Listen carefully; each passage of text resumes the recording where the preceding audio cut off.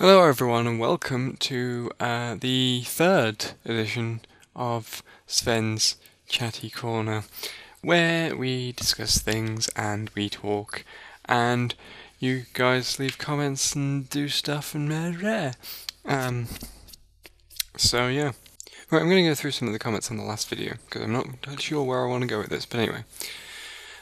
Just to kind of give some general information that I'm not going to answer everything that was in the comments because I did that in the comments, but anyway, quite a lot of interesting sort of favourite moments came out of the last video, so that was kind of cool.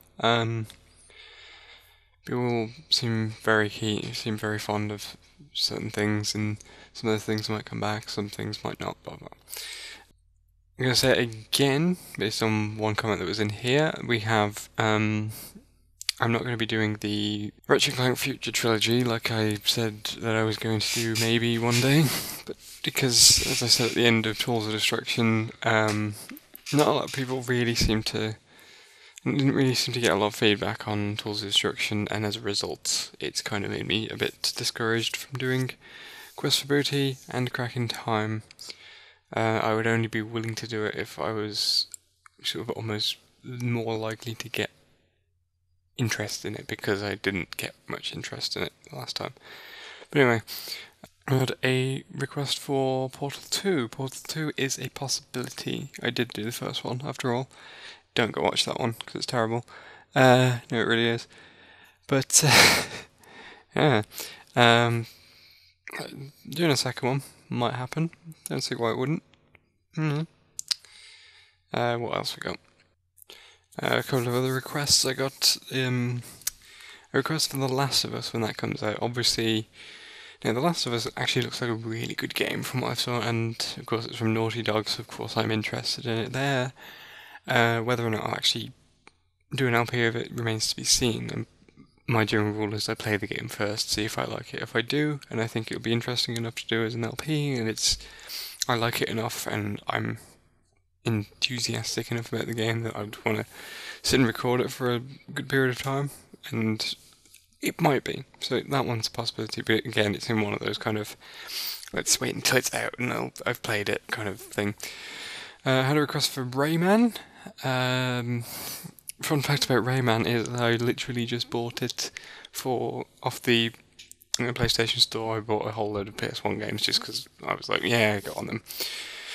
And I kind of wanted to get Wild Arms, and then I just bought a whole load of other ones as well, like Fear Effect and stuff, and Rayman, and there are three games that I would like to be put on the European PlayStation Store that has not been put on yet. That's Parappa the Rapper, Dino Crisis, and the original Parasite Eve. Now that they've introduced the PS1 imports, I would love it if they put Parasite Eve on the European store. It's on the other ones, I believe, but because it would never had a European release, it hasn't been put on our store yet. But second one's up, and all you need to do is put the old one in the imports. It might have been on there since I've last looked, but anyway. But yeah, anyway, I recently bought Rayman. Enough of all that rambling. I recently bought Rayman, and I haven't played any of it, so I couldn't tell you whether or not I would like to do an LP of it. We'll see. If it's any good, maybe. As for Resident Evil, which was another request I had, the problem with Resident Evil is I've yet to ever finish a Resident Evil game. There's always a point where I just, find myself absolutely horrendously stuck for one reason or another in every single Resident Evil. I've yet to complete them for that reason. Also, a request for Metal Gear Solid 3. The Ava escort mission. If anyone follows me on Twitter, probably saw me ranting about that at one point, because I was playing Metal Gear Solid 3, and I've not finished Metal Gear Solid 3 because of that escort mission. I hate that escort mission, and I wish I could physically remove it from the game code. That's how much I hate it. Someone was saying that, similar to me, with my Ratchet Clank Sly thing, that in anticipation for PlayStation All-Stars, they're playing Devil May Cry. That's actually a series I'm contemplating looking into. So here's my first question to you guys. Anyone who's played Devil May Cry, anyone fancy letting me know what Devil May Cry is like as a game, and whether or not it kind of is worth playing as such? Because I have seen gameplay of it, and it looks kind of interesting, and I think it could be kind of fun to play. And that even goes to the new one. Yes. Yeah, so what you want about the new Dante, whatever. To be honest, I've looked at gameplay of that and I'm like, it looks alright. I can kind of understand why people are annoyed because the character's drastically changed, but other than that, whatever. I had a question about doing... For my first year anniversary, I did a series of review videos, and what the review videos were, they were me going through the first part of all my previous LPs up to that point, and passing comment on them, leaving comments about what I did wrong, what I could have done better, that kind of thing, essentially making fun of myself. And I had someone ask if I would ever do that again, and the answer to that is simply no, because I feel the quality of the LPs that have followed have been pretty decent, and as a result there's not really much there's not really much to work with in that. Whereas like if I'm complaining about my old Portal stuff, then there's plenty to complain about there because it was terrible in every possible way. So that's why that got that treatment. Someone said Final Fantasy 13 is a bad game, Final Fantasy 13 2 is a decent game by that pattern. I'm going to guess that Final Fantasy 13 3 may be a good game. No. Just no. No. I actually had someone ask me about Advent Calendar. Here we go. This is the first thing I actually got on my list of things to discuss in this part.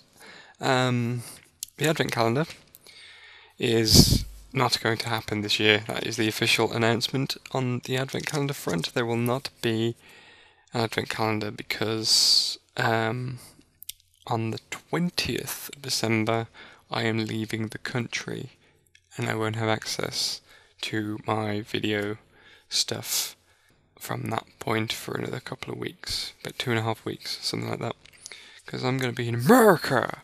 So yeah, I'm going to be in America for the duration of Christmas and New Year. So as a result, I'm not actually going to be doing the Advent Calendar. But because I'm here for the first 20 days of December, what I'm going to do instead, because I know that the Advent Calendar does seem to be quite popular with people, but as you who don't know what the Advent Calendar is, it's where I give you footage of a random game. It is picked at random. Some people seem to think that I select them deliberately, but I don't. I pick them at random and just kind of play 15 minutes of them, blah blah. What I'm going to do this year is I'm going to do my top 20 games. Some of them you've already seen before in some way. I've already done the list, by the way. Yes. But some of them you've already seen in some way. Others you've not seen. But the point is I want to try and show off sort of things that I like about the game. And yeah, and it counts down and you'll see my top 20 games. How does that sound? Does that sound good? That's what you're getting instead of the Advent Calendar this year. Just so you know. That same person who asked about the Advent Calendars also suggested both Ico and Psychonauts. Ico is definitely a consideration. I can definitely already see how I would make that one work. Because when I played Ico for the first time, I just had commentary going through my head naturally anyway. Because I was enjoying it and getting into it and blah blah, and that was kind of thing. So it'd be kind of, I think it would feel a lot more natural to do something like Ico because it's a game that is good, and I can feel kind of relaxed playing, and it feels natural to do a bit of a monologue over the top of it. So that's cool. So Ico is definitely a possibility, and I probably will do that at some point in the future. They also requested Psychonauts. That's also a really, really awesome game, and I would love to do something with Psychonauts, but the only thing that's stopping me is the Meat Circus, the very last level, which is a pain, and yes. But if I did do Psychonauts, then I would probably do the Meat Circus with post-commentary, and you might not see it for months. Just to keep me sane, basically. Just to keep me sane. So yeah, I go Psychonauts. Those are both very good choices, and very likely to actually appear someday in the future. So yeah, that pretty much covers some of the big points from the comments on the last video. So that's that. And of course, in that, I've already revealed about the Advent Calendar business, because that's not happening, and it's going to be my top 20 games this year instead, just a little bit of a change. Hope you guys don't mind that. And we've covered Ico and Psychonauts. So I've written stuff down, but some of it was based on what was in the comments, and since I've gone through the comments, there we go.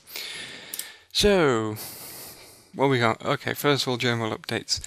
I have recorded a couple of parts of Sonic, but you're not going to see them probably till Wednesday. I'm going to try and get some stuff done on that, but I'm going to try and get some more videos on that, so I can't guarantee Wednesday, but hopefully by next week you'll see something more. I am doing stuff, don't worry. What I'm going to do is I'm going to record up to the end of the Dreamcast era, and then I'm going to start on my adventure travelogue project. Record the first parts of the 2 games involved in that at some point. But I can't tell you when that's coming, but look out for that. That's all I've got really update-wise. At the moment, guys, I am playing Ratchet & Clank 2. I'm still on this Jack Ratchet Sly thing. I actually gave up on Jak 2, which was what I was playing the last time, 2 weeks ago. Yep. Why? Because, okay, the gunplay and the sandbox elements and stuff that I mentioned before, they just got on my nerves. I got to the point where any mission that heavily relied on the gunplay just drove me up the wall because of the lack of a strafe button, because of the lack of a first-person view camera that you can aim. What else was there? There was something else that really bugged me. Yeah, just generally the inability to actually, stand and aim at times, and it was the mission where you're going to protect Samos by the tree, or whatever it is, and you've got guards coming from all sides, and some of the guards can fly, and it's like, no, don't do it, no, I rage quit, and just started Ratchet & Clank 2, because I was like, I want to play Ratchet & Clank 2, because Ratchet & Clank is cool. I like Ratchet & Clank, and that's what I'm playing. I'm trying to complete it 100% because I have finished Ratchet & Clank 2 before. And then I find out that it's going to take me an age to get the Zodiac and the Rhino. And the best way to get them is to do the challenge mode playthrough, which is the second playthrough. I've got everything else. I've got all the platinum bolts, and I'm on the last level. So what I'm probably going to do with that is I'm going to set it up so that it's got a challenge mode save, leave it, go through the rest of my games, then at a later date return, do the challenge mode thing at 100% with the things I'm missing. Also, I'm missing one of the gemstones in the Grelbin ice field thing. Yes, I'm missing one. That means I've got to go through that whole place with those Yetis, and it's a nightmare. But other than that, Ratchet & Clank 2, 2 thumbs up, it's an amazing game, and I think, I've got a bit of a love for Ratchet & Clank anyway. Those games are consistently good, and that's no exception. That's definitely up there as one of the better ones. And it fixed a lot of the issues that the first game had. Not that the first game was bad, but it had a few little minor issues, like the lack of a strafe button, which is in there. It was in the second one. But yeah, so that's what I'm playing at the moment. What are you guys playing? Same as always, I'm asking that. And I have no real questions to ask in regards to the game I'm playing right now, because obviously last time I had annoyances and asked what other people's annoyances were with things, but that's all I've got off that, really. So, okay, there's a couple of things I wanted to kind of bring up and talk about, so we'll see what all that's about. In a video game magazine over here, a magazine called Edge, it's called, and it's a gaming magazine, it's multi-platform, and it's kind of, the style it's written in is very, almost business-like, and very kind of formal and analytical, and it's a lot more kind of intelligent, if, in inverted quotes, if you will. It tries to be kind of very mature. It's very good. It's very interesting to read. It's very interesting, the kind of depth of analysis that they do. It's very analytical and stuff, and I think that's why I read it. and I'm starting to pick it up more regularly now. But in the issue that I picked up, there were a couple of things that I was thinking of. It kind of sparked me to kind of think, oh yeah, we could talk about that. First of all, there was an article which was talking about indie horror games, basically. It mentioned Slender, that Slenderman game that's recently been Let's Played by everybody in the universe. And then you've got, what was it? It was the SCP games that have come out. Right, now obviously those of you who have obviously seen the Fat 2 thing, you must be aware that I do like Slenderman. I'm a massive fan of the Marble Hornets and Everyman Hybrid and Tribe 12 series, and you'd think that the sight of Slender would be like, yeah, I'm all for this, but truthfully, that and all the other Slenderman games that are just endlessly coming out at the moment, not bothered, actually, kind of like, yeah, towards them. And here's kind of why, is the fact that they're not really games, from what I've seen. You just kind of walk around and pick up notes and Slenderman will just appear, and it doesn't look any fun, or doesn't seem to have any purpose or skill or anything. It's just an interactive horror house thing, and it's like, no. And I think you could probably make a decent game out of the concept or out of the SCP Foundation, but none of the games I've seen have been interesting in any way to me. I'm probably the only one who thinks this, maybe, I don't know. But let's see what you guys think. Slenderman games, the SCP games, what do you think of what you've seen of them? And, yeah. And do you think that they could be done any better? Do you think there'd be a better way? I mean, for me personally, SCP Foundation would make a very interesting thing where you could, like, go on missions to try and track down SCPs. It could be like a mystery game where you're trying to find clues to things and blah blah. A point and click adventure would work quite well. But even if they did it as a first person thing, it could be kind of like, I'm trying to think, what sort of games would it be? Yeah, it could be like just, there's quite a few survival horror games out there, or things like Bioshock, for example, where a lot of information, a lot of the story is told through information that you find. I mean, one of the things I've noticed with things like Slender is that you pick up notes, and they're really obscure notes, and they don't really tell you anything, but I think if it was done in a way where the notes were telling a story, it kind of could have been a bit more interesting, maybe, I don't know. But, whatever. That's what I think of it, and to be honest, I'm kind of a little bit sick of seeing videos of this stuff as well on YouTube everywhere, and it's like, okay, can I watch more Marble Hornets, please? Because, yeah. But let me know what you guys think of the whole thing, and it's not one of those, it's not a hipsterish kind of, oh, it's all mainstream, I'm not interested if it goes mainstream. No, it's nothing like that. It's like, if it was done well, I'd kind of be okay with it. If it wasn't like everywhere on YouTube, I'd be okay with it. But it just feels, in a way, really. It's not going to stop me watching things like Marble Hornets, because I'm still interested in that, but you get my point, I'm sure. But yeah, another thing that came up in this Edge magazine, there was a review of New Super Mario Bros. 2, and actually I'm going to get the magazine. Right, there was a review of New Super Mario Bros. 2 on the 3DS. Where is it? There is some quotes for you from this review. They sort of praise the 3D effect in it, the fact that it kind of made the background light darker and it seemed further away and everything in the foreground more in your face. But this is what they said after that. No amount of depth effects can change the feeling that you've seen this game before. The surreal whimsy of the Mushroom Kingdom is becoming overcooked. That familiar parade of lush green opening levels followed by deserts, snow levels, fire levels, underwater levels, and the occasional castle beginning to take the magic out of Mario. And, yeah, basically that's the whole thing.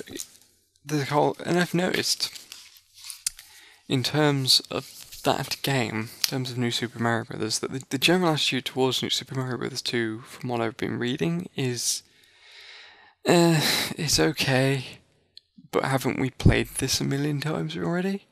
And it's got me thinking about Nintendo, and I owned like an NES and a SNES, an N64, funnily enough. I had an N64 and a PlayStation. I was lucky enough to have that, and I've got a Wii now, and I really, really want to like Nintendo.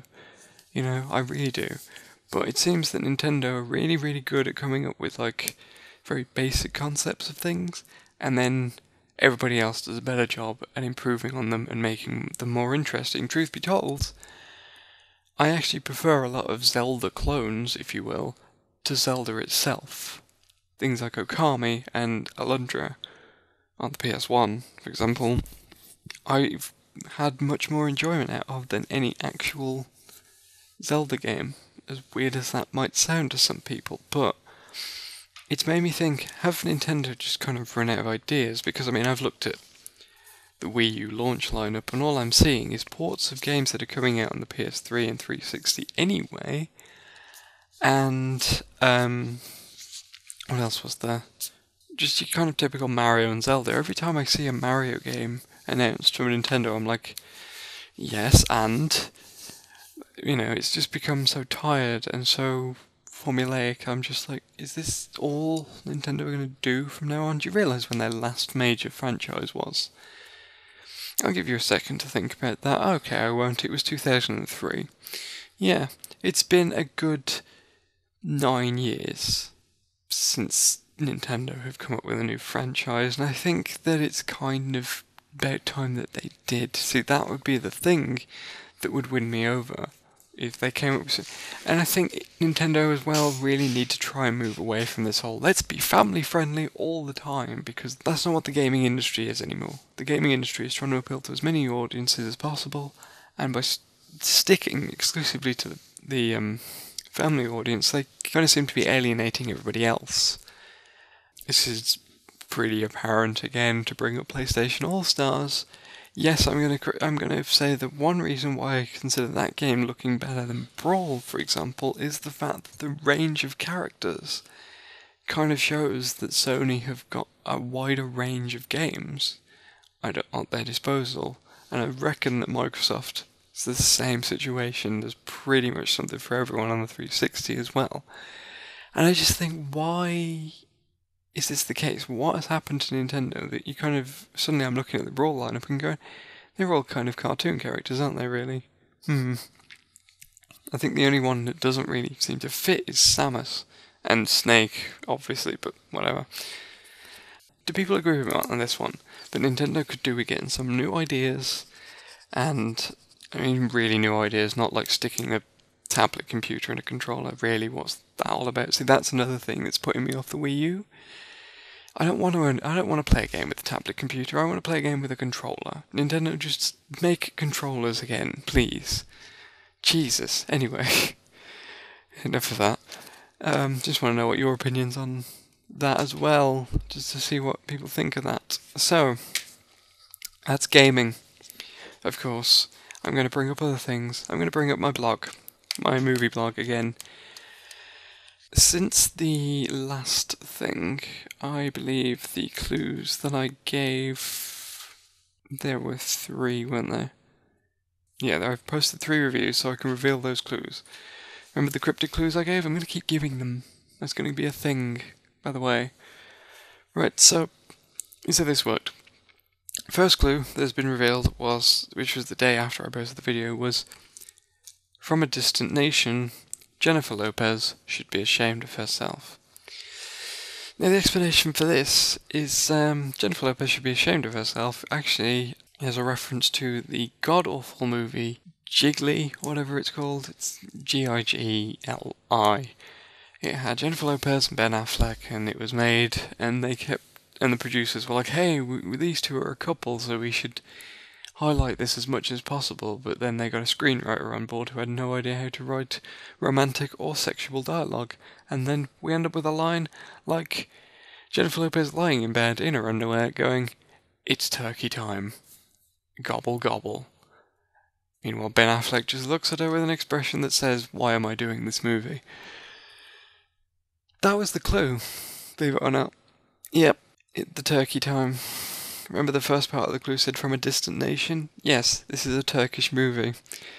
And in fact, I gave away the title in the first part by saying distant nation. The Turkish for distant is Uzak, which was actually the movie that was film 116 on my blog. So there you go. The next clue was, oh, so you're a scientist in Eastern Europe. You get nothing. Yes. The you get nothing thing is actually a pretty big reference to a famous line from Willy Wonka and the Chocolate Factory. You know, the old one, where you've got Gene Wilder as Willy Wonka, and it's the end of the movie, and Charlie's the only kid left, and... Sorry, spoilers, by the way. I assume you already know the plot of Willy Wonka and the Chocolate Factory. If you don't, spoilers. But anyway, Charlie is the last kid to go through the tour. You know, all the kids have met, like, terrible fates, and so they follow Wonka into his office. Well, Wonka says goodbye to them and just leaves them as he walks off into his office. So they're kind of like, but we were told that there was a prize, and then, you know, that there was like a reward of free chocolate, you know, at the end of the tour. Which is weird, because the Cadbury World Tour in real life gives you chocolate as you go along, but anyway, I digress. They go into the office, and he, like, says that, you know, they broke the rules at some point during the tour, and blah blah blah, and as a result, you get nothing! I've actually got a remix of that speech in my favourites, which is awesome. It's great. So it's turned that speech into a song, and it's hilarious. And then Charlie proves himself to be a good kid and, like, wins Willy Wonka over again, and then Charlie gets the entire factory, therefore getting all the chocolate he'd ever want. Yeah, the reference was Gene Wilder in all that. After all that, it was Gene Wilder. That's what my clue was referring to, the you get nothing. But then you come back to the first bit. You're a scientist in Eastern Europe, which was almost written in the same condescending way as the Wonka meme. I think you guys might know about the Wonka meme, where you've got Gene Wilder as Willy Wonka again, leaning on a thing, looking slightly, oh yeah, expression on his face. So yeah, scientist in Eastern Europe, Gene Wilder. It's Young Frankenstein, another famous role of his, where he plays Dr. Frankenstein's grandson. Yes, grandson. I should know, I watched the movie fairly recently because I reviewed it. Yes, it was Young Frankenstein. And finally, the last clue was one constant throughout the years, and that's the fact that you always work with Paul Newman. The one constant throughout the years was a reference to the speech that James Earl Jones gives in the movie Field of Dreams, where he says that the one constant through all the years is baseball. Now, the movie is not Field of Dreams, before everyone goes, oh, I see, that was really obvious. No, it wasn't Field of Dreams. I was just using that to highlight baseball. Alright, so it is a movie about baseball, but it's not Field of Dreams. Okay. The second part of the clue should help. It says that you always work with Paul Newman. Right. Those of you who don't know, Paul Newman was an actor. Or he might still be. I don't know if he's still alive or not, but anyway. Over the years, he developed a bit of an acting partnership with an actor called Robert Redford. Both of them very fine actors, very brilliant at what they do. And basically, for whatever reason, Paul Newman and Robert Redford kept being in movies together. There was stuff like The Sting and Butch Cassidy and the Sundance Kid. And yes, and it's quite a famous movie partnership. And that was the reference. So basically, it's a guy who always works with Paul Newman plus baseball. So it's Robert Redford plus baseball. It was a movie called The Natural from the 80s. So there you go. What else have we got, though? What have we got coming up? I will give you the clues again, just to remind you what they were from before. So you can try and guess these last few. I haven't added any new ones, just so you know. One person did guess the very last one, but we'll get to that. The next one that's going to be posted, which will be posted tomorrow, is The Asian Clint Eastwood, A Bit Stranger. Okay, that's your clue for tomorrow's movie. The movie that'll be up on Thursday is I'm starting a new writing project in a place with a lot of hanging lanterns. You okay? Okay. So next week on Tuesday, I will be posting the movie that fits this clue, which is Carry On Bank Robbing with Obi-Wan Kenobi. So there's that one. That's next Tuesday. The Thursday is oh god, what was this one? I'm actually looking at my reviews rather than my clues. This was on a scale of deities to rodents, I'd say it was on the higher end. It's a bit of an obscure one, so just be aware of that one. This was the one that was actually guessed correctly in my last video, which was Laws of Premier Inn with very poor shower facilities. That one's pretty obvious, based on... It's quite... I've actually referenced the movie's most famous scene in that clue, just so you know. That's another hint towards what that one is. And it is a well-known movie, very, very classic movie. Absolutely amazing movie too, I can assure you of this. It's definitely one of those movies that needs to be on there. And I enjoyed watching it, and I'm going to enjoy writing the review, I'm sure, because I haven't written that one yet. No. I've got a couple of movies on my pile. I can see it over there, and I'm like, no. I don't know. I haven't got any clues off the top of my head for those. I'll need to look them up, but see what you can do with those, and then let me know your guesses. In the meantime, of course, feel free to read the movie blog and pass comment and judgment and all the rest of it, and try and guess those clues. Ask me questions on Forum Spring, follow me on Twitter, and feel free to talk to me on Twitter as much as possible. I'm always on there, and I'm quite happy to answer messages wherever possible. What else? My backloggery, I'll put that down there as well, just so that people can have a look at it. If people want to add me on there, they can. Yeah, I think that's all the bases. And I'll try and get some more Sonic out to you at some point soon, and maybe start working on this adventure travelogue, because I'm sure some of you are very excited about this. Sound good? Excellent. So that's this week. Bit of a... Don't know how good this one was in comparison to previous ones, but still doing it. So it'd be interesting to see what people have to say in reaction to all of that. And I will see you next time, guys. See you then.